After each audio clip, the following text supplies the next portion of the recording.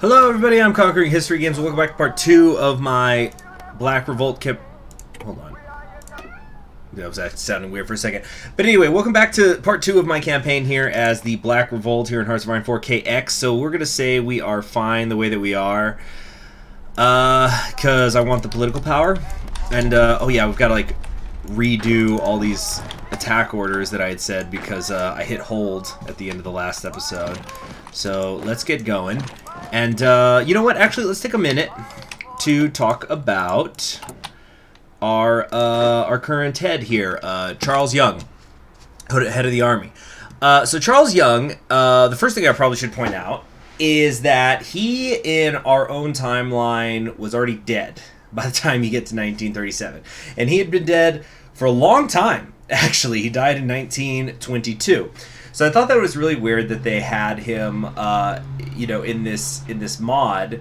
But then I remembered, wait a second, it kind of makes sense that he would plausibly at least still be alive, because historically, the way that he died was he had been part of a mission in Nigeria and had died there of like an infection that he got. So, because the United States never gets involved in World War I, and then different people are like, why would the Germans have an American military officer go help them in Nigeria? It also has a little bit to do, though, with Liberia being in close proximity. But essentially, it's not very likely that the Germans would have had him out there, so he just doesn't get sick and die. So he's still around. Definitely, you know, I've heard less plausible reasons for original timeline people who died before 1936 to still be alive once you come along to here. So he's just a bit older looking, and he is in fact somebody who, well, let me talk about who he is before we talk about his potential political path. But he had a very long and storied career.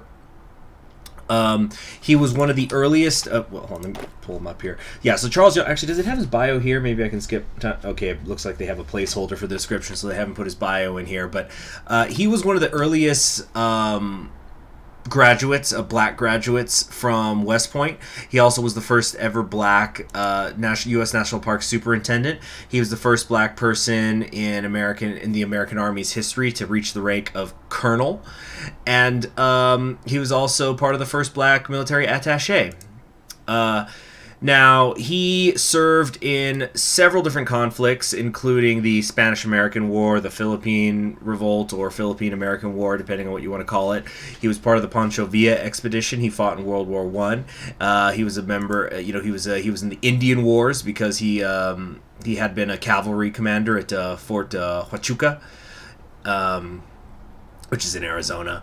And, yeah, I'm trying to remember which... I should have written down some notes, but I'm trying to remember which of the national parks he was in charge of. I guess it doesn't really matter, but yeah, he was in that before. He also was an author. He wrote a really interesting book called The Military Morale of Nations and Races, where he basically was arguing against the idea that there is such a thing as like a servile race of man. And he was just saying, like, you know, look, you give certain races, and he didn't just talk about black people, he talked about Jews too, but it's like, you give them a gun, you give them a reason to fight, and, you know, because he was in the U.S. Army, he said that reason to fight would be for democracy, but it's like, and then they're going to be just fine, and they're going to be as patriotic as anybody. And he actually dedicated that book to Theodore Roosevelt. And like I said, in the 1920s, he ended up dying in Nigeria from an infection. There was this whole thing about his body, because his body actually got buried in Nigeria, but there were people who wanted him buried in the United States, and so he ends up getting buried in Arlington Cemetery, but I think it took a couple of years before it actually got there. But he was a pretty well, you know, he was a prominent black military officer in his own time. He was respected and seen as an important figure in his own time, and when he died, his obituary, I think, was printed in the New York Times. And even today, there are you know, people still honoring him because I think he was born in Kentucky, and I think last year the governor of Kentucky made arrangements to have him posthumously promoted to the rank of general, brigadier general, to be exact. But it is possible, and we may or may not do this. I don't know. You can go down a path called the Americanists, where he can seize power, and so he could basically be the Black Revolt's MacArthur. So maybe we're gonna do that. Maybe we're not. I don't know. We'll have to wait and see. Gosh, people are going to be mad no matter what I pick. Like, that's what happens when there's 10 different paths. If in theory they're all split equal in terms of people, how many people like them, then I'm going to piss off 90% of the people whichever I decide. So, that's just the name of the game. That's how it be when you're a content creator of a grand strategy. Making grand strategy game campaigns. You're gonna make people upset. So yeah, let's keep moving then. Now that we know who Charlie Young is, and we're going to try to come up here. Actually, no, we just need to get to the port, and then we're going to try to go to Raleigh and Charlotte. So maybe if we can grab those, even if we necessarily can't get Atlanta, because I don't think we're going to get Atlanta. We're just going to try to surround it, though, so that the rest of the new American Republic starves. Now, it looks like the American Union State is moving in here, so I guess if they did have divisions here, they just abandoned the region. Oh, we got some more volunteers coming in. Ugh. There's some people we don't want to work with. We'll go ahead and decline that. We don't need those 2 divisions. At least I don't think so. You know what? Can we offer some military access? No, the AI never takes those.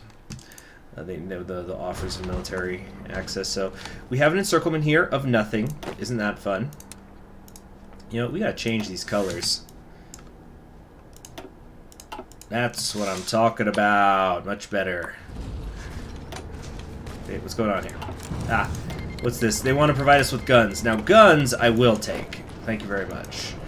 I'm not sure. I don't think I really have enough. You know what? This is not going to work. This is not going to work. We can't do the black stripe on the black nation over that black nation being the Second American Republic, because now I can't even see my lines. So we'll just we'll do red. There we go. We'll switch to black later for the front lines. Alrighty then. So let's kind of attack down here. Actually, let's attack there specifically, and we're gonna attack into this tile just to keep them pinned. But there we have it. They are surrounded. Game over. Game over. I think. I think we can come up here, and we can get create even more layers of. Oh, that's a problem. Can we hold here? Why can't I see the... So they're going to be able to hold for 69 days. Oh, okay, so they're actually fine. Yeah, so this division's going to die. These guys are taking forever to hit that tile, but there's nothing even in there. But Atlanta, in the greater Atlanta area, what do you call it? Fulton County? Is that Fulton County? I'm probably wrong about that. I've never lived in Georgia. But that's all being taken care of. So...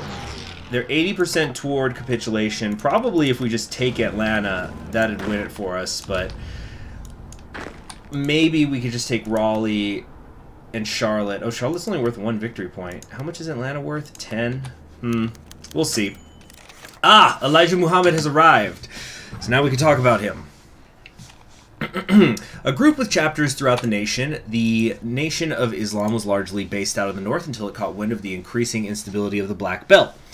Barely tolerated by the CSA and AUS, both out of hope they would aid rebels in the CAR and out of fear of moving against a prominent pro-black group, albeit a reactionary one, would alienate potential black recruits. They have increasingly sent funding to the rebels in the South. With the emergence of the Black Belt Revolt, Elijah Muhammad and his entourage have arrived in the territory with a large number of supporters trickling in. The rumors that he also has allies within, of all places, the Young Clan, due to shared collaboration as relating to racial separation, was part of the reason he was confident he and his men could safely arrive, has not endured him to our government. They've really got to clean up some of these sentences. Some of them are grammatically incorrect. Some of them could just be made more correct, if that makes sense. So a necessary evil, perhaps this is going to increase the power of the national populace, because he's their leader. It is the Nation of Islam, so that's going to make them pretty popular. Now, Elijah Muhammad was not originally born Elijah Muhammad. He's probably most famous as being one of the mentors of Malcolm X, as well as Louis Farrakhan, Muhammad Ali. The Nation of Islam was a really, really powerful cultural force when he was ruling it, when he was running it in like the mid 20th century. So he was originally born Elijah Robert Poole in Georgia before he ended up heading north, and he was the son of sharecroppers. And he was part of the black migration kind of out of the South, where like a lot of the African American population was trying to leave the deep South, head north, head west, trying to find better economic opportunities. And he witnessed a lot of oppression when he was young. He had, I think he said, like, even when he was still a teenager, he had already witnessed several lynchings. So anyway, his family ends up settling up in Michigan, and then is later on going to found the Nation of Islam, meaning like the official NOI, the one that we're talking about here. Now, he was not the original founder. The original founder was Wallace Fard Muhammad. But, of course, they founded themselves in that hotbed of Islamic activity, Detroit, Michigan. Now, it's actually considered a hate group. I don't know if it was back then. I think it was only kind of recently that it was seen as a hate group. But they are it's a severely separatist group that is for racial separation, and eventually Malcolm X would break with them because he ends up going on his and Malcolm X is a whole other controversial figure. I don't think he's going to show up here. Actually, would he have been born yet? Yeah, he would have been born, but he would have been very, very young. Wait. Yeah. Anyway. So anyway, Elijah Muhammad ends up becoming the major leader in the Nation of Islam. Actually gets arrested historically during World War II because he didn't register for the draft. And was he had to fight like legal battles about, charging that they were being seditious and stuff like that. And he actually spent a few years in jail because of that. But his wife ran things in the meantime. So anyway, also had a lot of kids, and I mean a lot of kids. Most of them illegitimate, and that was the whole thing. Another reason why Malcolm X would later break with him. He wasn't really practicing what he preached, and but that's how it is, isn't it? With religious leaders, like they develop this cult of personality, and then there's the whole there's rules for there's rules for you, there's not rules for me, things like that. Also, I'm pretty sure some of those girls that he had kids with were minors. So, I think to call him a controversial figure might be putting it a little bit lightly. Hey, let's put the music back on now, shall we? So anyway, that's our Nat Pop leader. All right, let's get moving. Incidentally, one of his sons claimed that the Nation of Islam was disbanded after, his son tried to disband the Nation of Islam after Elijah Muhammad died. Yeah.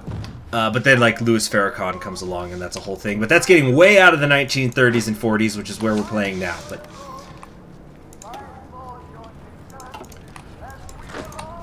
all right. So we're having trouble getting into Huntsville. Fine. Where's this division going? Yeah, you stop that. Come up here. Hit Charlotte and Raleigh.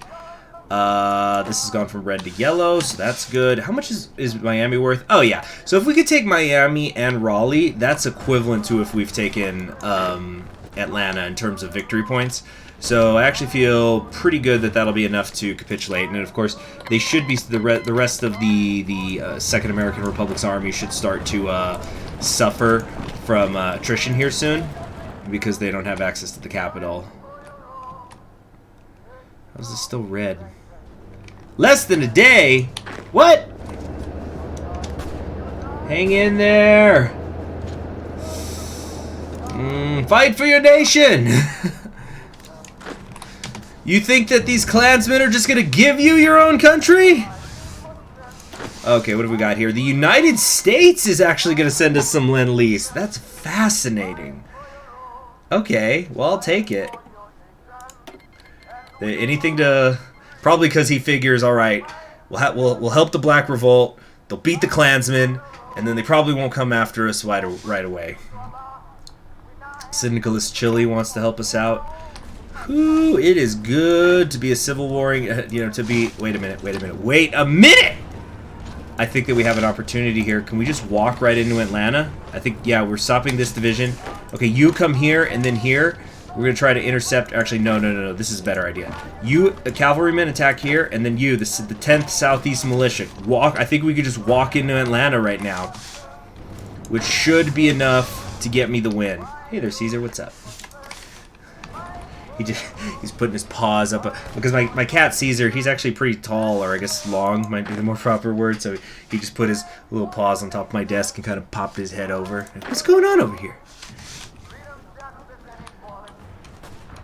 All right, come over here to Raleigh. This is not a really much of a jam. Oh, Noah again. Why not?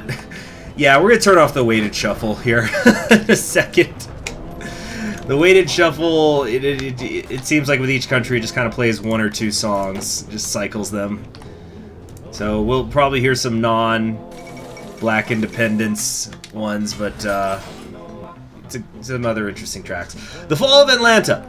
Black American forces have been pushing towards the Second American Republic's temporary capital of Atlanta for a while now. Reports are now coming in of the city's capture by advancing troops. William Joseph Simmons' current whereabouts are unknown, but it is believed he has fled the city with militia units. Reports indicate that the military police have begun rounding up and arresting political agitators. And important syndicalist figures, and that many fires are spreading unchecked throughout the city as older districts, while Black American forces struggle to establish order. The nationalist stronghold is falling. You see, they keep referring... I think that's like an error. They keep referring to these guys as like syndicalists, or unless I'm understanding the reading incorrectly or something. All right, but where are we at?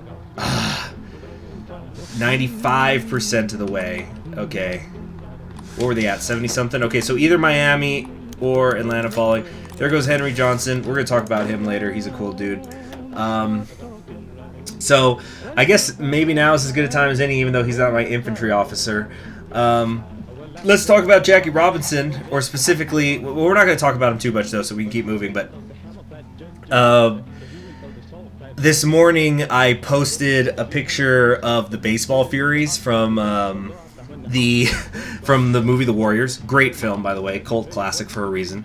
But I was telling somebody about how, oh yeah, I think I'm gonna do the Black Revolt, and I was explaining it's not like Kaiserreich, in Kaiser Redu, sort of anything goes. They get really crazy with the alternate history, and for example, Jackie Robinson could be a general in the Black Revolt, and so this guy tells me the first thing that came to mind was like Jackie Robinson leading an army of the Baseball Furies from from the Warriors.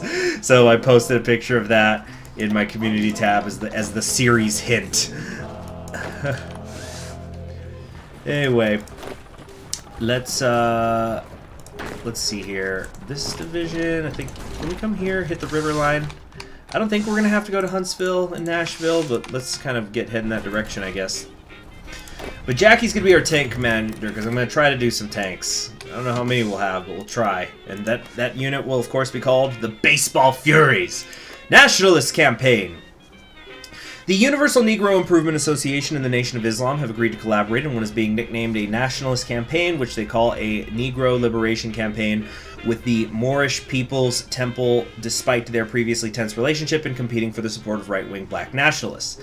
They advocate for ending conflict with the NDWL.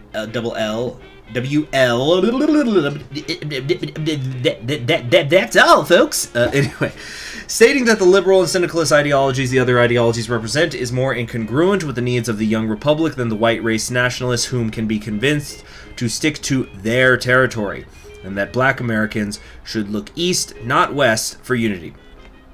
This is obviously dangerous to our government's desire to finish off the ODP and work with local whites, but they continue to pledge troops and commanders so long as the conflict goes on. As they say, this does not mean they will accept bending the knee to any white faction either. Left radicals, such as Paul Robeson and Harry Haywood, so that's the syndicalist and one of the totalists respectively, are nonetheless calling on us to end the, quote, reactionary threat now, and instead rely on socialist supporters, stating that the black reactionary is a snake in our garden waiting to strike, with saying they are potentially, and then there's a blank there, probably dangerous or something. Others are reluctant, noting that their support is massively important and we are in no position to oppose them, even if turning a blind eye will allow them to push up their recruitment numbers. The National Syndicalist African Blood Brotherhood, in particular, says we should not shut down black nationalists while our republic still needs support. So the African Blood Brotherhood, which is, if I had to guess, that's probably the one that most of you guys want me to play. I'm not going that path, but they're kind of like totalists and far-right nationalists at the same time. My friend who's obsessed with horseshoe theory is right now just like got an erection somewhere in the world. He's going, oh, what's happening? Oh, I'm at work, damn it. Anyway, so I know which path I want to take, but I'm just going to make a cut here so I can make a save file just in case I select the wrong one. Okay, and we're back. So, and you know, the things with the Black Revolt, they're not always self-evident. So anyway, we're going to tolerate them. You know what? I definitely am going to do a guide for this. I'm going to try to release it on February 1st or maybe February 2nd. So that way, if anybody's got a problem with the Black Revolt and the decisions that I take, like in terms of political paths, you can watch my guide and just do it yourself. If you're that impatient or angry about it. And show me how you do a world conquest as the African Black Brotherhood. Because you're so good. Oh, that's it. We're done. Nice. We got half their stockpiled equipment, so there goes my infantry equipment problem. The cowardly nation can no longer stand the pressures from the overwhelming presence of black American forces throughout the country. The American government chose to flee the country and gone into exile. The main forces have capitulated, though the war continues elsewhere. This is a great victory for the Black Revolt. And I'll tell you what, what we're going to do? We're going to take the whole effing thing. And if any of the other factions have a problem with it, well, I guess they can fight me, bro, and catch these hands. Anyway, I'm probably clicking way more than I need to. Oh, goodness. No, we're going to need to click more. Tell you what, no. You know what? I'm going to be a total sweetheart. We're going to give some of the other land to the other freaking factions. A little bit of it. A little bit. Just a tiny bit. But like Florida and stuff, that's ours now. Like I said, if they have a problem, they can fight me. Come on. I think we're gonna need to. I think I technically might need to use less points, but for when I start giving stuff to other nations. But let's get above 6,000 anyway. All right. So first things first, let's take what's ours, or at least like Florida and stuff before I forget. Yeah, let's get a lot of this area. Alright, we're probably going to take more than that, but, alright. We'll give the American Union State the land west of the Mississippi. Then the CSA will give up here to the Ohio River. I think that's the Ohio River. I don't want to give very much to the Federalists. We'll give them Virginia. Actually, wait. Southwest Virginia. Maybe like that. That's way too much. But this isn't really CSA territory either. You know what? That's just ours. I've decided. Thank you. Yep. Alright. The Virginias betray you because they belong to me. Alright. Everybody got a little bit of something except for MacArthur. Oh, you know what? I just realized he gave me guns, though, so we probably should have... I gotta get that state transfer tool thing. Okay. So we are now independent. We are the Independent Black Revolt. Now, I don't think we're still called the Revolt until we choose our political path. Now, we have some resistance to occupation going on, so we probably should deal with that. Civilian oversight. Ooh, liberated workers. That's right. Yeah, let's do that because we're radical socialists, even though that's not optimal. Let's build an intelligence agency because we're definitely gonna have to deal with some. We're gonna have to deal with. Oh, nice! Is this unique for us? Yeah. Okay, we're gonna call ourselves the Black Panthers. Even though I know. Just shut it. We're calling ourselves the Black Panthers. The Black Panther Agency. Because come on, it's right there. They want us to do it. So let's form an agency so then we can start dealing with resistance. Now, I do not have cores on all of this area. So, like, for example, if we come down here, yeah, Florida is considered an occupied state. So we're going to have to deal with resistance internally for a little bit. Let's see, rally public support. No, I don't want to do that. My stability is actually a little too high right now for us to improve the workers' conditions. That's actually slightly unfortunate. Let's put somebody else besides Jackie Robinson in charge of the infantry. Ooh, we have a bearer of artillery here in John Fox. I'll talk about him later. And he's got offensive doctrine. Dang, maybe we should promote him. There's a lot of defensive doctrine going around. Offensive doctrine going around. Let's just put Henry Johnson back in charge. He's wounded, but you know, it's not like we're actively at war right now. So we got a few more military factories available to us. I would like to get some tanks in my future. We're going to maybe also try to get a little bit in terms of... No, we can't. Never mind on the air support. We'll just build some anti-tank, or probably some anti-air equipment later. We want motorized. It says that we have a shortage, but no, we actually don't in terms of infantry equipment. Let's maybe wait a day. Oh, Merry Christmas! How's that for a Christmas present? Independence for Black America. Alright. Dang, why is it dragging the calendar? It's probably just because there's so many civil wars going on in the world. Because there's the Spanish one, and China's doing its thing, and so that's probably all that it is. It's fine. There we go. We have lots and lots of extra infantry equipment. Let's put like 3... Actually, no, we'll do 4 factories, but then that's it. No more factories there ever. And besides that, we'll start putting it into the tanks, mostly so we can get the production efficiency cap up, because of course we want to eventually work with the switch those over to medium tanks. So let's talk about what the actual goal of this campaign is, because that's going to entail which political path I'm going to go down. Although I could keep it a mystery until the start of the next episode. So you know what? For right now, I will say it. At the start of the next episode, that's when I will reveal which path I'm going down. So in the meantime, let's consolidate. Let's actually get this foreign advisor and stuff like that. We're going to have to demobilize the economy at some point, but we won't do it just yet. And let's unpause and start working on the paths we're going to go down.